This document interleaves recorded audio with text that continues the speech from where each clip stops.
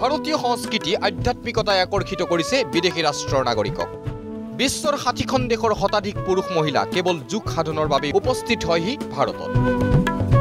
ৰঙা ধুতি আৰু শাৰী পৰিহিতা এইসকল বিদেশী নাগৰিক বুধবাৰে এই বিদেশীসকলক এনেদৰে দেখা পোৱা গ'ল মহানগৰীৰ কামাখ্যা দেৱালয়ত বিশ্বৰ 60খন দেশৰ শতাধিক পুৰুষ মহিলা এনেদৰে একত্ৰিতভাৱে ধ্যানত মগ্ন হৈ পৰিছে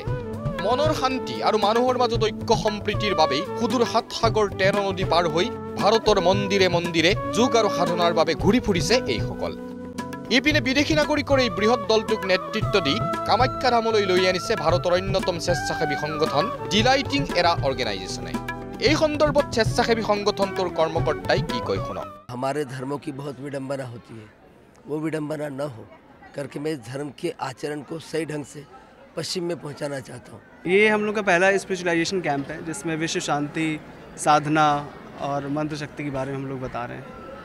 थ्रू टू सोशल नेटवर्क इन लोगों से कांटेक्ट हुआ ये लोग आए तो हम लोग एक इवेंट ऑर्गेनाइज करवाया जिससे लोगों को मंत्र साधना स्पिरिचुअलाइजेशन विश्व शांति स्त्री पुरुष के बीच में क्या संबंध होना चाहिए कितने प्रगाढ़ संबंध होने चाहिए ये बताया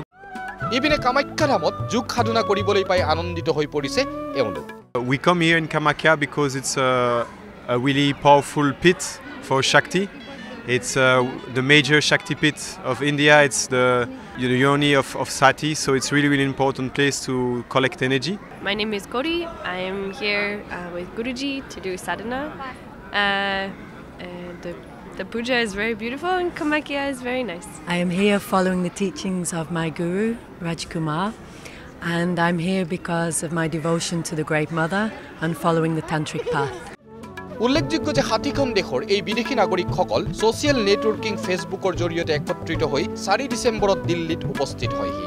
ইয়াৰ পিছতে এই বিদেশী নাগৰিকসকল ডিলাইটিং এৰা অৰ্গেনাইজেশ্যনৰ নেতৃত্বত যোগ আৰু সাধনাৰ প্ৰশিক্ষণৰ বাবে এনেদৰে মন্দিৰে মন্দিৰে ঘূৰি ফুৰিছে কেমেৰা পাৰ্চন কমলৰ সৈতে জুনজ্যোতি দত্ত বৰা প্ৰাইম নিউজ গুৱাহাটী